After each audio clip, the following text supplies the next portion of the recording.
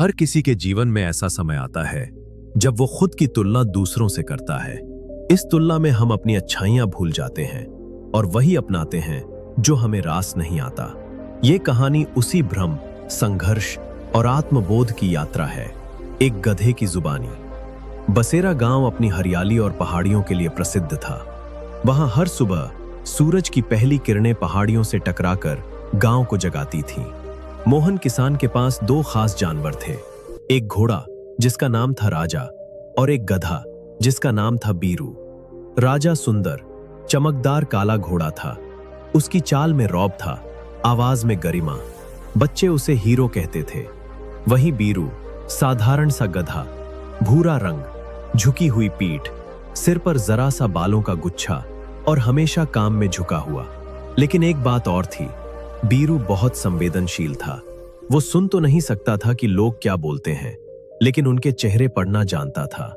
मोहन जब राजा को बाजार ले जाता, लोग कहते, क्या घोड़ा है, ऐसा तो शहरों में भी नहीं दिखता। और जब बीरू दिखता तो लोग कहते, अरे ये गधा तो अभी तक जिंदा है। कुछ बच्चे उसके कान खींचकर भाग जाते। धीरे धीरे बीरू के मन में एक भावना घर करने लगी, हीन भावना। रात को जब सब सोते, बीरू अकेला खड़ा आकाश को देखता। वो सोचता, मैं क्यों ऐसा हूं? क्या मैं सिर्फ बोझ उठाने के लिए पैदा हुआ हूं? एक बार राजा बीमार पड़ गया। मोहन को जरूरी सामान पहाड़ी के पार ले जाना था। कोई चारा नहीं था तो उसने बीरू को बोरी लाद कर भेजा। बीरू पहली बार घोड़े की जगह पर गया था। वो झिझका, डर लगा, लेकिन चढ़ाई पर उसने अपना पूरा जोर लगा दिया।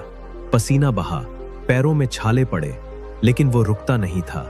जब वो पहाड़ पार करके वापस आया तो मोहन ने कहा, शाबाश बीरू, घोड़ा भी इतना मजबूत नहीं। ये पहला दिन था जब किसी ने उसकी तारीफ की, लेकिन बीरू ने इसे गलत तरह से लिया। अगर मैं घोड़े से बेहतर हूं तो क्यों ना मैं खुद घोड़ा ही बन जाऊं। अगले दिन से बीरू ने खुद को घोड़े की तरह चलाना शुरू किया। वो नालों पर कूदता, अपनी चाल तेज करता, खुद को तालाब में निहारता। राजा और अन्य जानवर उसे देखकर हंसते, अरे ओ बीरू, तेरे कान तो घोड़े से बड़े हैं। बीरू फिर भी हार नहीं मानता। एक दिन वो मोहन की छतरी को सिर पर बांधकर राजा की तरह मेले में पहुंच गया। लोग उसे देखकर पहले हंसे, फिर एक ने कहा, अरे गधा पगला गया है। उस दिन बीरू बहुत टूटा। उसे समझ नहीं आ रहा था कि उसकी मेहनत सबके लिए मजाक क्यों बन गई। अब बीरू ने खुद को सबसे दूर कर लिया। वह काम भी आधे मन से करता। उसे लगता, अगर मैं घोड़ा नहीं बन सकता तो मैं कुछ नहीं हूं। उसने खाना कम कर दिया, बोलना बंद कर दिया और जंगल की ओर निकल जाता। वहां उसकी मुलाकात हुई एक बूढ़े बंदर बाबा से, जो एक साधु जैसा जीवन जीते थे।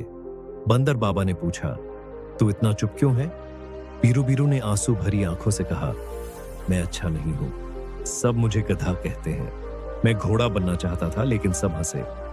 बंदर बाबा हंसे नहीं, बल्कि एक पत्ते पर कुछ गिराकर लाए। ये देख, ये ओस की बूंदें हैं। दिखने में सब एक जैसी, पर हर एक की चमक अलग है। तू घोड़ा नहीं है, लेकिन तू है। बस वही सबसे बड़ी बात है। कुछ ही दिनों बाद एक बड़ा संकट आया। गांव में अचानक पहाड़ी दरकने लगी। एक बच्चा ऊपर जाकर फंस गया था और रास्ता इतना संकरा था कि कोई वाहन या घोड़ा नहीं जा सकता था। राजा को ले जाने की कोशिश की, वह पीछे हट गया। बाकी जानवर डर गए। मोहन ने एक बार बीरू की तरफ देखा। क्या तू कोशिश करेगा?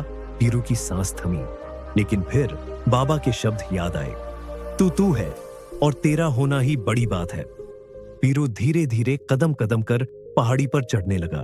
उसके पैर कांप रहे थे, पर दिल में आग थी। वहां पहुंचकर उसने बच्चे को अपनी पीठ पर बैठाया और हर पत्थर पर संभल कर नीचे उतरा। गांव वाले सांसें रोके देख रहे थे, और जब वो नीचे पहुंचा, तालियां गूंज उठी। उस दिन से गांव में लोग बीरू को सिर्फ गधा नहीं कहते थे। अब वह था बीरू बहादुर। बच्चे उसके पास आते, उसके सिर पर हाथ फेरते। मोहन ने उसे गले लगाया और कहा, तू मेरे परिवार का हिस्सा है, सिर्फ जानवर नहीं। बीरू अब तालाब में अपनी परछाई देखता, पर हंसकर कहता, मैं घोड़ा नहीं हूं, लेकिन मैं खुद से खुश हूं। जिंदगी की सबसे बड़ी ताकत है खुद को स्वीकार करना। जो खुद को नकल में गंवा देते हैं, वे अपनी असलियत को खो देते हैं। जो खुद से प्यार करना सीख जाते हैं, पूरी दुनिया उन्हें सलाम करती है। तुलना मत करो, तुलना जहर है। हर किसी की भूमिका अलग होती है। अपनी कमियों को अपनाओ, वहीं से ताकत पैदा होती है। खुद को पहचानो और वही बनो जो तुम हो, क्योंकि वही सबसे खूबसूरत है।